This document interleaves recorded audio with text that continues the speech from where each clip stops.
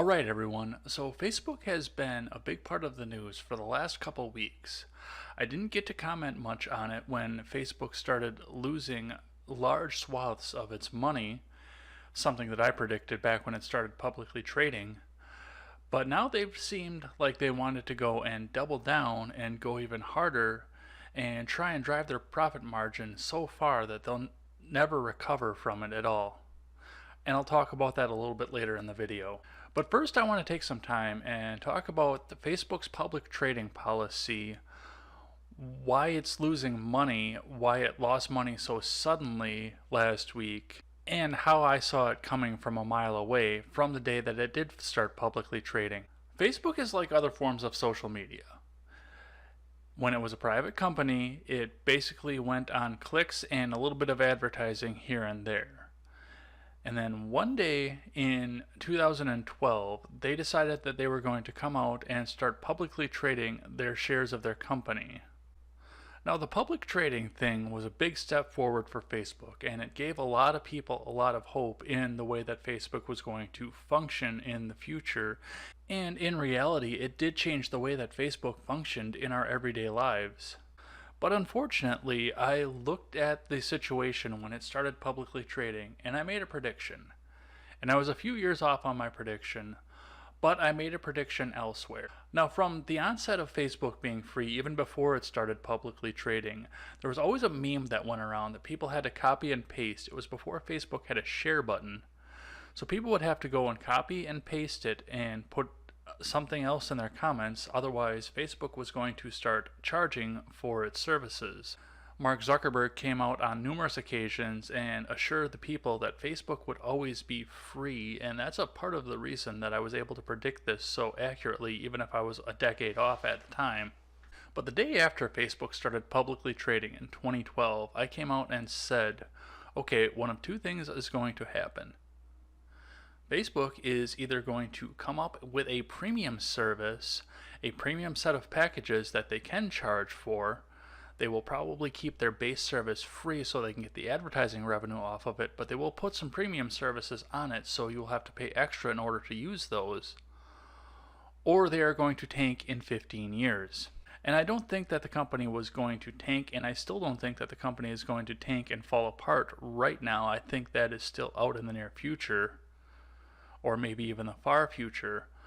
But my prediction was specifically the fact that an investment in Facebook was a very good way for you to make a lot of money in the start, but it was a very good way for a lot of people to lose a lot of money a few years down the road. Now, I want to point out right away that in this segment, I'm not going to sit and talk about the political affiliations, leanings, or political problems that Facebook has had throughout the Trump administration and prior. I'm going to be talking about that a little bit later in the video when we talk about Alex Jones and Infowars. But for right now, I just want to take a look at this from a pragmatic sense. It's all a numbers game, in essence. Facebook was one of the most viable companies in 2012, and there was a lot of potential for growth.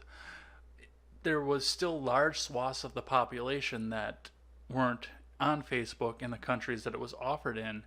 And every day it was going out and seeking new markets in order to offer its services in, seeking new ways to add language support, seeking new ways to get the services through more restrictive internet providers, and just in general trying to find a way to expand their audience. So therefore in 2012 there was massive growth potential, and I couldn't fault anybody for putting some money into Facebook back then.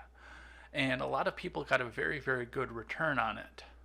Unfortunately for Facebook and its investors who lost massive amounts of money last week, there was a saturation point. You've come to a point right now with Facebook and some of the services that they offered and some of the ways that they put themselves out there in order to get more people to sign up.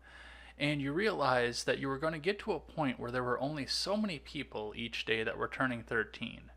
In addition to that, there comes the natural death rate of human beings. Human beings don't live forever.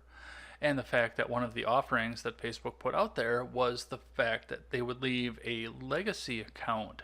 They would leave your account open after you passed away and let you put the password into the hands of somebody else to carry on, maybe post in your memory, but just have access to the account. To have the account sitting out there taking up server space, but not generating ad revenue. A lot of people laughed at me when I made this prediction. They said that Facebook was never going to stop growing, it was never going to go away, that Facebook was going to be around forever, and with some of the services that they put out there, it did seem like they were trying to integrate themselves into regular lifestyle so that they could never go away. But unfortunately, there were also people around that same era that were trying to tell me that rap was never going to stop being the most prominent form of music. I'm glad that both predictions proved to be false, to be honest. Now, Zuckerberg and the trust that he has along a lot of the other big tech firms and even smaller tech firms out there did find various ways to keep his product going much longer than it probably should have. If it had stayed in the model that it was in 2012 when they started publicly trading, it may have tanked sooner. But I noticed, especially when I started doing e-commerce, when you started making new accounts for various things, you had the option to sign in with the email address, which had been the standard for e-commerce for generations before, or you could sign in with your Facebook account. This was especially popular for dating apps, because you could sign in with your Facebook account and all of your best pictures that you already wanted to show to your friends, family, and otherwise were already preloaded right onto your profile. And you didn't have to go out and remember another password or put the same password into another service. But there were tons of other things out there where you could just click on the button that said sign in with Facebook, and your credentials were automatically there and automatically ready for you to go in and sign in. It took a lot of the steps out of a lot of things. And that was an encouragement to get a lot more people to sign up for Facebook. Because of that, you had all of the accounts that you used online linked under one single password that you never remembered because you only entered it when you changed your phone every other year. But as I said before, it just got saturated. There is a large number, it's in the low millions category, of people out there that don't have a Facebook in the developed world. And I know that is a potential audience for Facebook to reach out to and try and get more people to sign up who are over the age of 13. But if you look at the people, especially the millennials that don't have a Facebook right now, one of the things you have to consider is the fact that many of these people are married or run a business that has a partnership in it. A lot of these people still use Facebook. They just don't use it in the way that Facebook intended when they started publicly trading. A lot of married couples only have one Facebook account between the two of them. Either it has both names or one of the two partners just peeks over the shoulder of the other partner. Or one partner has made the fan page for the other partner's business in some senses. I have family members that have done that before. So you've got to the point where it's just there's no incentive for additional people to go and sign up for the service.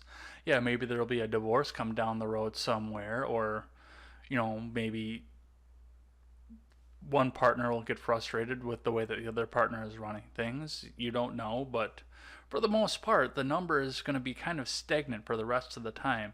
And at that point, all the investors that are in Facebook are just set to lose money. It has nothing to do with the politics and the way that Facebook is running itself. It's just they ran out of people. And right now there's no place else for the stock to go but down. So either they go out and they start making a premium service that they have to charge you for, which they experimented with in Messenger and it kind of backfired on them because nobody wanted to pay for it, or they just deal with the reality that there's no place else for the stock to go but down. Pretty soon you're going to get to a point where you can't even sell the stock anymore because it can't go up anymore. Why would anybody else buy it? Now, since we've talked about Facebook and its fiscal and financial model and why it was destined to start losing money at some point, we've got to talk about the fact that I think the process was completely accelerated. And that's the point where we start talking about other forms of social media as well. Because Twitter is going to eventually run into the same problems. Twitter has done a lot of really good things with themselves to keep themselves afloat. but it's quickly becoming one of the most controversial social media sites out there, even though Facebook was openly selling your data to try and make more money and keep the investors happy. Yeah, Twitter's going to run into the same problem, and if Google doesn't clean up its act, it's going to wind up falling into disparity, and it's going to lose its prominence too, because we're getting to a point technologically where it's not that hard to make a search engine anymore, and competitors are going to start popping up left and right. It's no longer going to be a point of these are the top companies and you have to use them in order to buy and sell in this world. We're starting to get to a point where there are choices out there, and bad ideas from companies that were initially untouchable are going to start to sink, and the good ideas from the upstarts and the people that do want to change the world and learn from the mistakes of people like Zuckerberg and Jack Dorsey are going to rise up, and their good ideas are going to float to the top.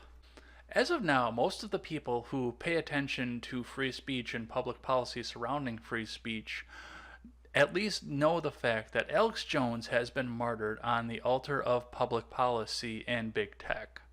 On Monday, users of many of the most prominent tech sites in the world started to realize, when they started to go looking for their Infowars stories, that Infowars wasn't there.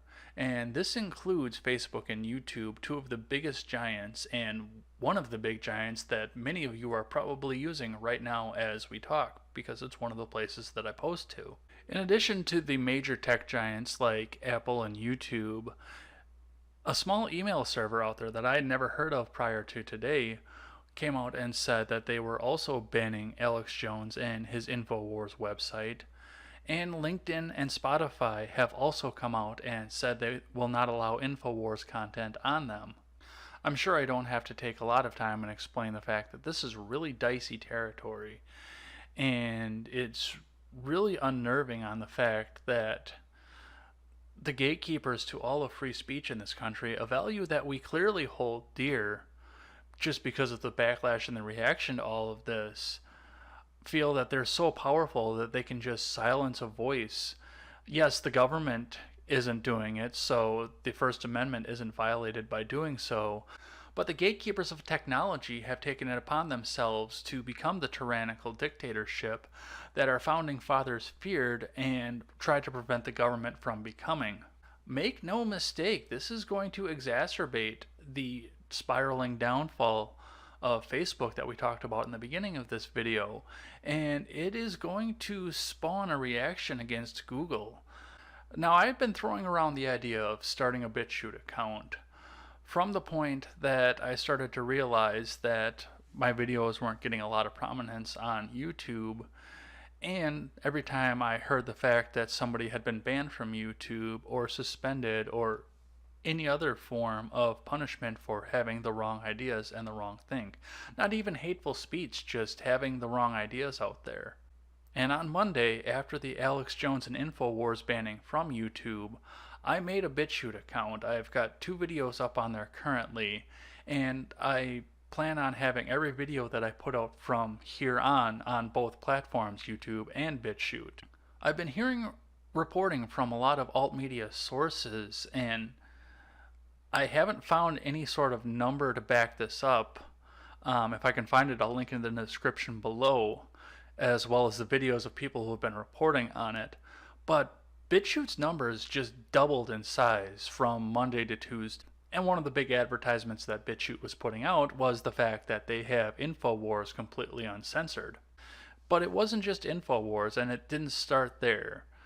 I mean, the first time that I started looking into this, you can look back at some of my past videos, was when Owen Benjamin was purged from all of social media except for Instagram. He even had his YouTube account suspended for a little while. CBS managed to find video clips in one of my favorite YouTubers' videos from a show that's been off the air for them for 20 years because he so enjoyed the show that he decided that he wanted to review the show every episode from season 1 to season 7, and that got pulled off of YouTube for copyright violation, even though CBS has not made any money off of that show for legitimately 10 years. That content is now allowed on BitChute. And of course, in a retaliatory fashion, people are going to start deactivating their Facebook accounts left and right. I mean, we've been seeing it happen for the last couple of years legitimately. Facebook membership has dropped even though more people have been turning 13, and theoretically they should be growing at a very slow pace. And in addition, there are people out there like I did a couple of years ago who just stopped using Facebook for the most part. I actually stopped using Facebook entirely for almost a year, but it had nothing to do with the political prowess of it. I was having some problems at home, and I just didn't feel like being around people, but I left my account open. So Facebook had to hold my account open, hold me on the server space, but lose all of the advertising revenue that they had for a year, for a legitimate year. And then, of course, I came back and saw that I wasn't really interested in being on the service anymore. Only the ideas that Zuckerberg felt were right think and the correct way of thinking and using his platform were going to the top, while I was marketing my videos and only one or two people were ever noticing them in their news feeds. No, I'm serious. I've posted Facebook statuses citing a video that I've talked about and having to tag people whose conversations I cited in the videos in the posts. And the first thing that people were always asking me is, where can I find a link for this video? Well, I posted the link for the video right before I posted this status. So it stands to reason that my videos are wrong think and they're getting pushed to the bottom. That makes me not want to put them on Facebook, even though it is a somewhat effective marketing tool. It's really falling out of favor for me. And the fact of the matter is, I was spending hours at a time on it, just scroll, scroll, scroll, scroll, scroll, scroll, scroll, scroll, scroll, scroll, and not really doing anything. And now it's 5 scrolls, and oh, what's in the rummage sale, and oh, I'm bored with this. I don't care. Usually it's about the time I hit the first advertisement for something that I also don't care about. Ironically enough, as controversial as Twitter has been since 2014, Twitter has managed to be the untouchable platform for social media. And I'm not saying untouchable that it hasn't had slaps around and it hasn't had its problems and it hasn't banned some people for wrongthink. In fact, there are a lot of people who use Twitter who are also going over to gab.ai because it's a much more free platform and you don't have to worry about getting banned. But every time Twitter seems that it's about to fall out of favor and it's circling the drain, and you think that it's just about falling on its last leg, it finds something out there that resurges it. I think in general, prior to the 2016 primary season starting, a lot of people would agree with me when I tell them that Twitter was circling the drain. Twitter had just about fallen out of favor. Most of the time, people saw the Twitter bloatware app on their phone and started asking around on Facebook how to get rid of it when they got a new phone. A lot of people had Twitter accounts out there, but people just weren't signing into it and using it. And of course, the big news outlets, the big mainstream cable outlets, were trying to prop Twitter up. Every time you looked at a show like Chelsea Lately or a news program or any other sort of interview show out there where they put somebody's name at the bottom of it, under that person's name there was always that person's Twitter handle, so you would be urged by the mainstream cable holdings to go and follow that person on Twitter. And of course, there was a show that I wanted to get on at one point on TBS, King of the Nerds, where the only way for you to get onto the show was to submit an application via Twitter. So the big giants were trying to prop that company up and keep it from failing, and it just, at the time, it was failing. There was good reason for it to be failing too. I mean, one of the problems that I had with Facebook when I stopped using it was the fact that it had stopped being original content anymore. When I was doing my scrolling through, even if I scrolled for an hour, 70% of the stories that I ran across were a shared story. It was this person shared this person's post, and it was usually a mainstream media outlet that was being shared. There just wasn't really any original content on Facebook anymore. And Twitter started that. That was the retweet button. And yes, that was really good for that platform. But as far as Facebook went, when you were trying to go and network with your friends and tell everyone how great your life was, it was being undermined by this person shared that person's reshare of this person's news article. But that's the point that I'm getting at.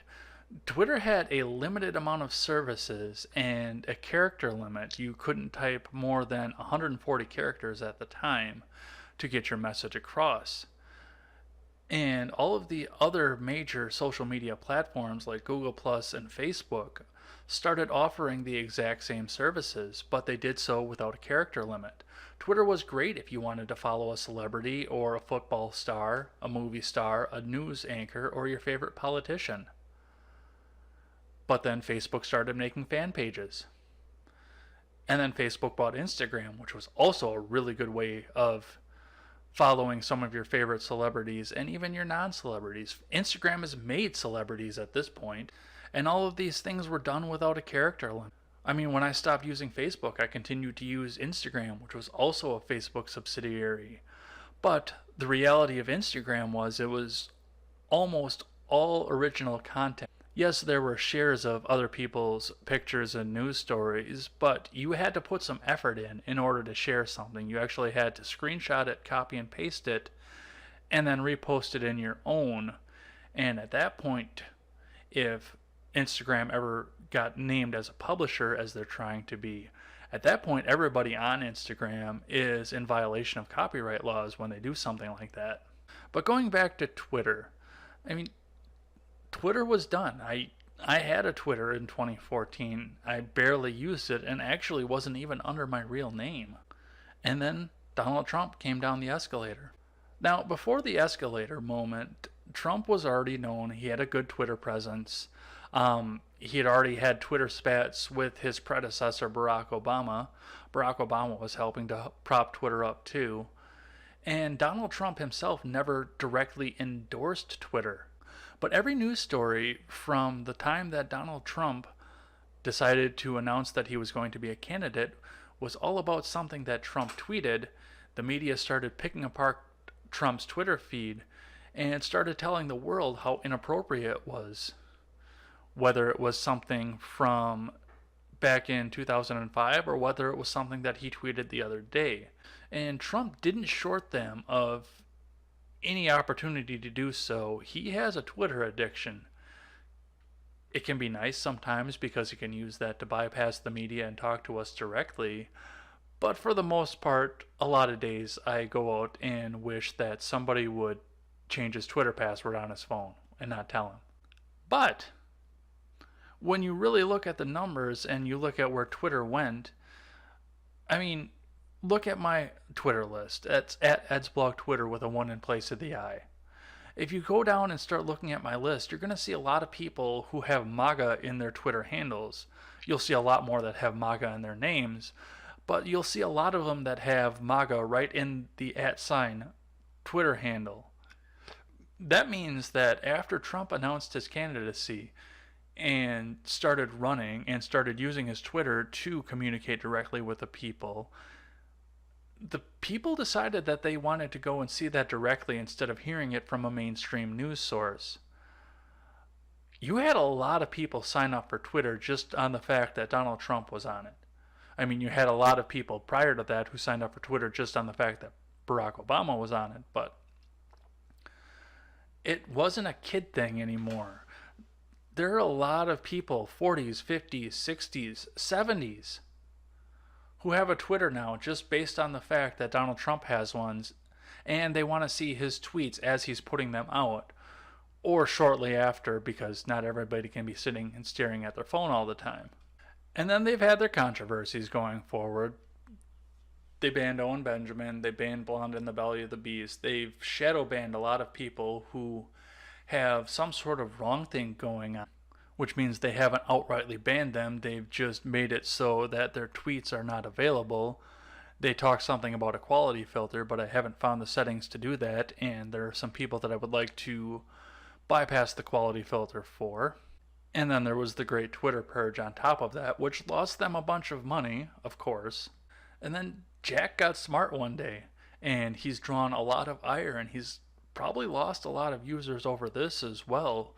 Because when the whole Alex Jones thing went down, Twitter left Infowars up. They left Alex Jones's page up, and they left the pages of all the other members of Infowars up as well. I haven't looked at the numbers yet, but I would be willing to bet that if I looked at the stock price of Twitter, it may not have skyrocketed right now or in the past couple of days, but I bet you it's bumped up just a couple of ticks. I bet you've got more users, especially throughout that 40, 50, 60-year-old demographic, or the MAGA crowd as well, who want to sit and watch Infowars and have very few places left that they can do so. They're going and jumping onto Twitter, shadow bans be damned, right now. They may not be able to do any sharing or interact with each other because of a quality filter, but they're jumping on and they're looking at it and they're consuming the advertisements when they're coming and looking on it. So Twitter has gone through and used this opportunity and this news cycle to prop themselves up and save themselves again from falling into obscurity. Good job, Twitter. I don't say that often enough, but you do some good work sometimes. But again, Twitter is going to save itself and it's going to live to fight another day. Facebook is going to take another hit, but they're still going to be propped up by a lot of money. And Google, I think, owns money at this point. I think they own the Federal Reserve at this point. If not, they could easily go out with their market share and go and buy it.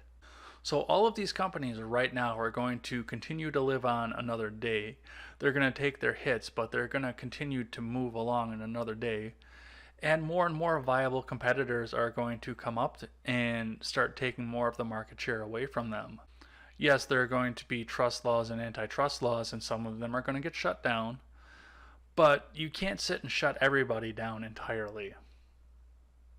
You can't silence all the voices out there when there are so many voices out there that are standing up against all of this. And I think that the membership surge in BitChute as a result of the Infowars thing is the biggest evidence to all of this.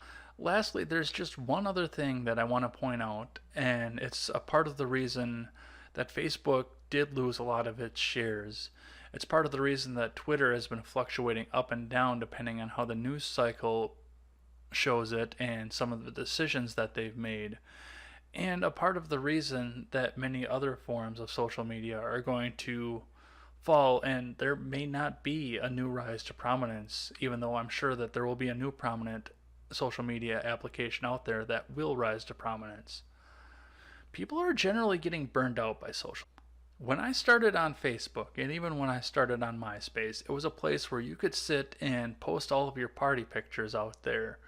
You could sit and show how drunk you were. You could sit and show yourself smoking a bong, and there were very few people that were out there that could see it. And then it became prominent out there.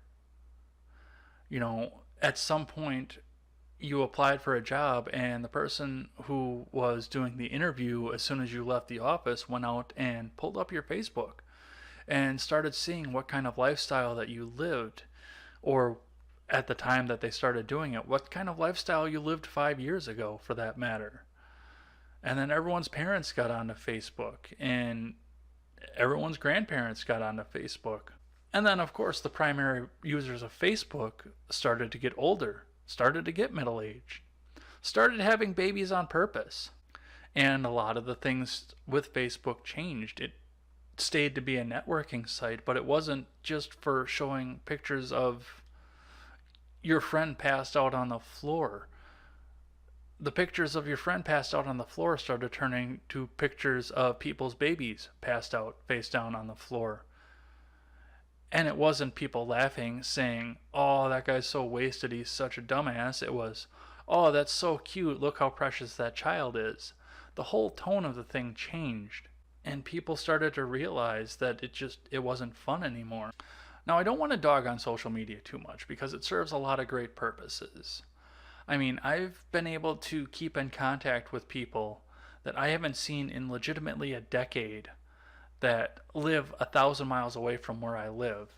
And there are some people that are from that part of my life that I still hold very dear to my heart. And social media has given us a way to interact with them in everyday life. Unfortunately, social media is going to fall. I think Minds is going to come up and swallow up Facebook at some point, and it'll depend on what the owners of Minds do. But why would you continue to use a platform in the same way that you did and sit and scroll and consume advertisements in the same way that you did when you know that if you do something wrong and you make somebody angry, that person is going to go to your Facebook profile and call your boss and tell your boss that you were at a white supremacy rally. And these are all things to think about as we go forward and we start changing the way that we look at social media and media. The big cable companies are failing, unfortunately. I mean, there are people who do videos just like this one who have more views than CNN videos out there. And they have to use sites like Facebook to market, even though a lot of them don't anymore. A lot of them have such a web presence that they don't even need to market that way. Going forward, we have a lot of things to think about, and we have a lot of decisions to make as to what companies we are going to let be a part of our lives and how we're going to let them handle our information. And I think the tone of a lot of that is changing. And I think that's a big part of the reason that Facebook lost $11 billion last week. As far as Alex Jones goes, I've never specifically supported Alex Jones. I enjoy watching his content every once in a while because I try to get all of my news and all of my content from as many different sources as I possibly can. But just like everybody else in the world, I don't feel that it's right that he is deplatformed. I understand that all of the companies that deplatformed him are private companies and they can do what they want. And the government can't do anything about it because the government has made no law that restricted the speech of them. And they've made no law that restricted the speech of Jones.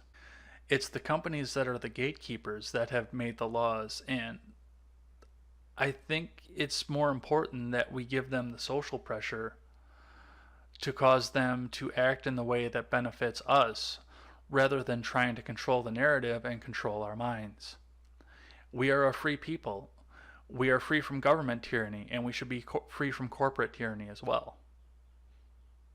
And that's all that I have to say about that. What do you think about social media? How often do you use Facebook versus how often you used it 5 years ago? And have you ever had a doxing incident that involved Facebook or another form of social media? I always welcome a thoughtful and positive discussion in the comment section below, and especially over on Twitter. That is at EdsBlog Twitter with a 1 in place of the I. Thanks as always for listening to this show and supporting this channel. And remember, never take the words of bloggers, podcasters, or journalists as gospel. Find all the facts and draw your own conclusions.